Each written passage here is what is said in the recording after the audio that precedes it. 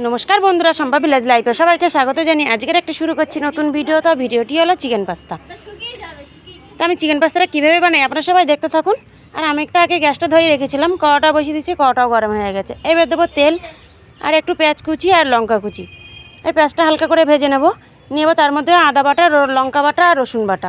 এবার পরিমাণ মতন লবণ আর পরিমাণ মতন হলুদ দিয়ে একটু নেড়ে নেব। আর ওদিকে আমি চিকেনটা আগের থেকে লবণ আর একটু হলুদ দিয়ে সিদ্ধ করে নিয়েছিলাম, নিয়ে ছোট ছোট করে কুচি কুচি করে নিয়েছি, তোমরা দেখতেই পাচ্ছ।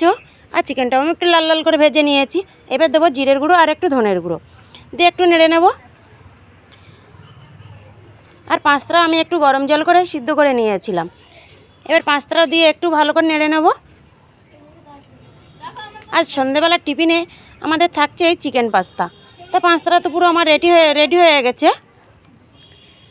এবার সস দিয়ে নামিয়ে নেব। তো দেখো চিকেন পাস্তাটা তো আমার পুরো রেডি হয়ে গেছে। এবার পাস্তার মশলা দিয়ে আমি নামিয়ে নেব।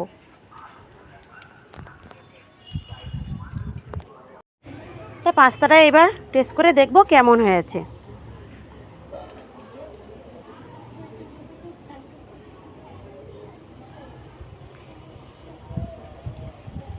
খেতে তো খুবই ভালো লাগছে বন্ধুরা। এরকম সন্ধেবেলার টিফিনে চিকেন পাস্তা আপনারাও বাড়িতে এরমভাবে বানিয়ে খেয়ে দেখবেন, খুবই ভালো লাগবে।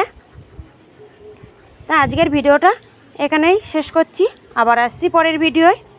আর ভিডিওটা যদি ভালো লাগে লাইক কমেন্ট শেয়ার অবশ্যই করে দেবেন।